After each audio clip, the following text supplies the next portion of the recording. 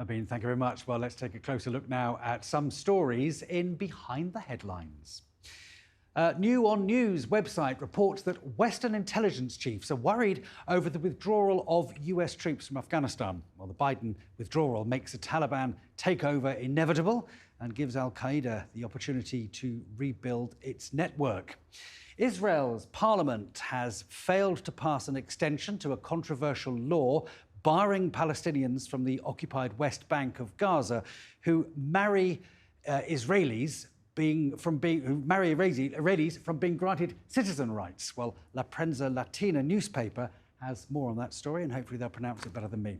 And data predicts that 2 million people in the UK could contract COVID-19 this summer. Well, news website Flipboard covers the UK's lifting of all restrictions, which it says could actually damage the economy. And Renaissance master Leonardo da Vinci's 14 living descendants have been revealed by new research. The Telegraph says that scientists hope to learn more about the polymath's genius by studying his family. Well, my reviewers today are the French-Algerian journalist Nabila Ramdani and the political editor of the Sunday Mirror, Nigel Nelson. Thank you both very much indeed for joining me. Let's start with you, Nigel, if I may. Afghanistan. The withdrawal of US troops from Afghanistan, a Taliban takeover does certainly seem inevitable. What then has been achieved in these 20 years? And is there not a case for America staying put? Well, yes, there is. The whole point of invading Afghanistan 20 years ago was to neutralize Osama bin Laden and al-Qaeda. Now, after the longest war in American history, the families of those who died there would be right to ask, what has been achieved in all that time? I went to Afghanistan a couple of times 10 years ago, and it was fairly clear that we were fighting a war that we couldn't get to grips with against an enemy that we just didn't understand. And a decade on, that's even clearer than ever. So, all we were doing during that time was keeping a lid on the Taliban, not defeating them. And now I suppose the best hope for Afghanistan is that if al-Qaeda do start rebuilding their networks, they'll come up against Daesh, who are their bitter rivals, and they might cancel each other out. But that doesn't really give very much hope for the people of Afghanistan. Exactly. Nabila, talking of hope, there doesn't seem to be much. If you consider that a lot of Afghans that are under the age of 20, for instance, won't remember anything about what life was like before, they'll have no recollection of what life was like under the Taliban, except they will have heard the stories from their parents, won't they? They must be pretty frightened right now. Well, slow motion tragedies are always the worst, and there has been a terrible sense of horror associated with the Afghan war since it started 20 years ago. Hundreds of thousands of lives have been lost, trillions of dollars have been spent, and here we are effectively back to square one. The motivation for the war on terror was to keep groups such as al-Qaeda out of Afghanistan.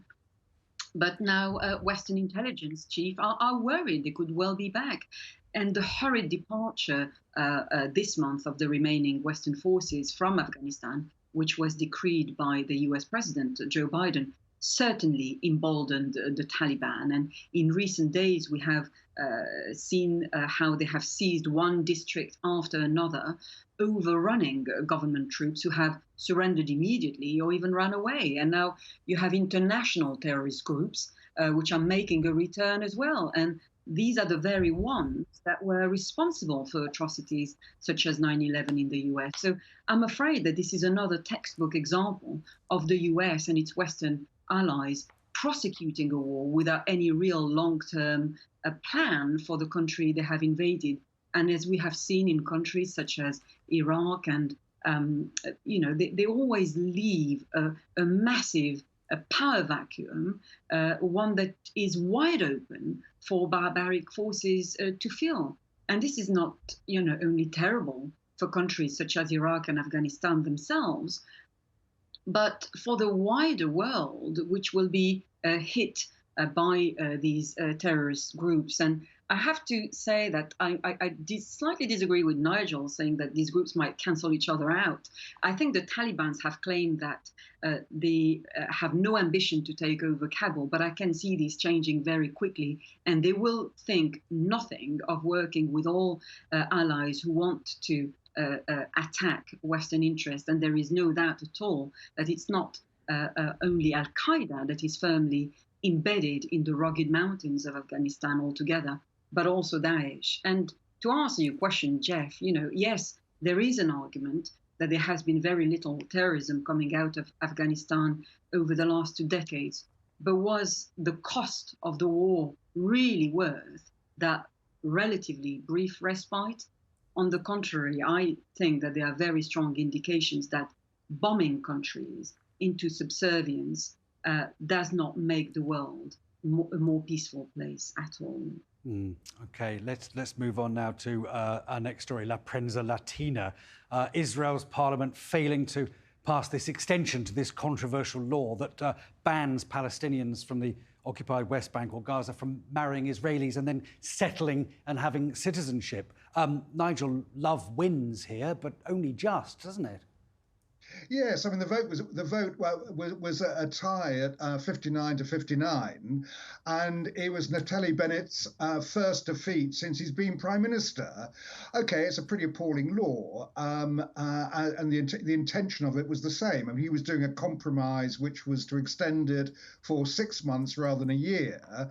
But this is just kind of the Israelis playing politics with each other because of small majorities. So Benjamin Netanyahu's Likud party, they're in favor of the law, but voted against it. And it was all about trying to embarrass the new prime minister. But once again, it's Palestinians who get caught in the middle of this. Yeah. Well, Nabila, yes, exactly. You can almost feel Benjamin Netanyahu in the lurking in the back of the Knesset, can't you? Influencing things. He's been talking to certain people and saying, "Don't vote this way, don't vote this way." This is more about party politics, isn't it, than keeping the state of Israel pure, as it were. Yes, indeed. And this actually was a law that was approved on a temporary basis during the Second Intifada, which ended in 2005. And it has ever since been renewed every year. But I'm afraid it's very typical of the kind of laws that you get in a regime that is frequently described as an apartheid one. And the passage of the law through the Israeli parliament is being watched very closely indeed, because Israel has a new government, and people want to see in which direction it is heading following the demise of Benjamin Netanyahu. And it has to be said that Naftali Bennett, the new prime minister, is every bit as reactionary and to the far right as Netanyahu. But he's at the head of an 8-way coalition government, and appreciated that extending the law this time might not be that easy. And it was the first big defeat for Bennett's government since it took office last month. OK, let's turn to our third story from Flipboard. Data predicting that up to 2 million people in the UK could contract COVID-19 this summer. Restrictions there are obviously being lifted very shortly, but this report saying, and we've seen reports from other places as well, saying that, the situation is going to get extremely dire this summer leading into the autumn. Nigel, to use a football analogy here, we thought it was all over, but it isn't now. No, it's not. And it could well be that because we're going to lift the restrictions in one go, this could be, or the UK could be an example to the world about how not to start lifting COVID restrictions. The whole point of doing it is to try and kickstart the economy, but it could well hamstring it. What we're talking about is 10 million people could be forced to isolate, which means businesses can't open, customers won't be going into shops. I mean, it could be a complete disaster.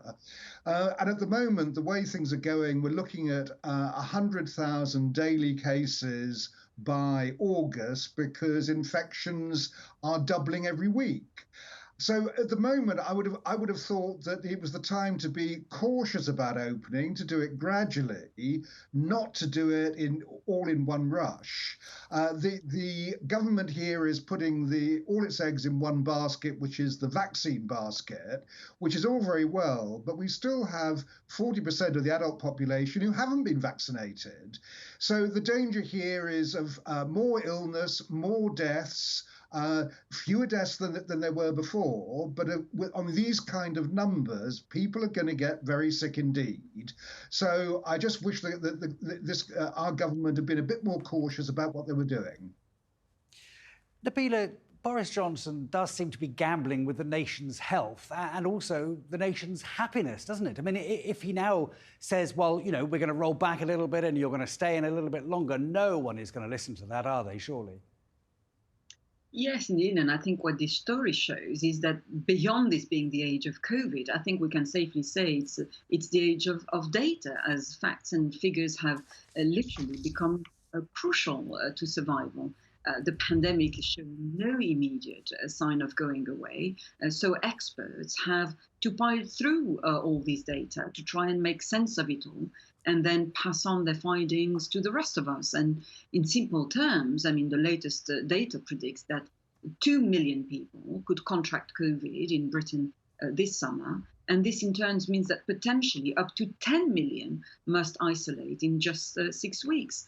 And as Nigel said, this is not just a huge risk to health, but will potentially cause great economic harm as well. And I think Sajid Javid, Britain's health secretary, he summed it up all very well when he said that England is effectively entering uncharted territory. The worst thing about predictions based on data is that they come just before Britain is planning the wholesale scrapping of lockdown rules from July the 19th. And Javid himself even admitted that new infections could easily rise above 100,000 a day over the summer, which would be terrifying. And the main difference, of course, is that millions are now fully vaccinated in the UK. So the results of new infections will not be as lethal as they have been over the past couple of years. So in effect, the UK government accepts a rise in cases is inevitable as the country unlocks, but it argues that the pace of vaccination means it will not be accompanied by significant hospitalizations or deaths. OK, let's move on very briefly on slightly less depressing to the final story. Leonardo da Vinci's 14 living relations have been tracked down. Nigel, why? They've been tracked down by researchers, and they're all in Tuscany. And the idea is to take their DNA with the intention of finding out whether genius is a matter of nature or nurture. I mean, it's a really exciting project. I mean, Leonardo da Vinci invented things like the parachute, the helicopter, at least the concepts of them anyway, solar power, armored vehicles, even the life belt.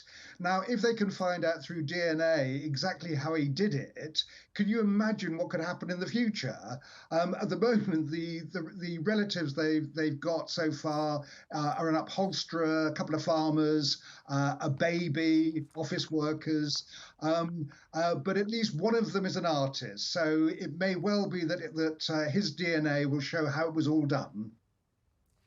But Nabila, this does sound a little bit of a pressure, doesn't it? So there's some poor artist that someone knocks on the door and says, by the way, you're a relation of Leonardo da Vinci and you're an artist. Let's have a look at your art and compare it to the Mona Lisa. What pressure that person is under. Oh, absolutely. I couldn't agree more, Jeff. There is an awful lot of pressure on this artist to produce something than there was before, that's for sure. But I'm pleased to say that there are at least no genius Da Vinci footballers who England might have to worry about if they beat Denmark tonight. But, you know, the point of this genealogical study is also to see if scientists now want to take, they want to take DNA samples from the descendants so that they can work out if there is such a thing as an artistic DNA. I personally very much doubt it somehow. Talents tend to be far more mysterious than DNA in my pressure. But as Nigel highlighted, what's interesting is that all of the Da Vinci descendants are all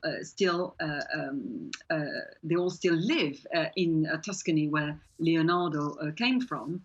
And we always think of Italians remaining pretty loyal to their roots, and I think this story pretty much proves that.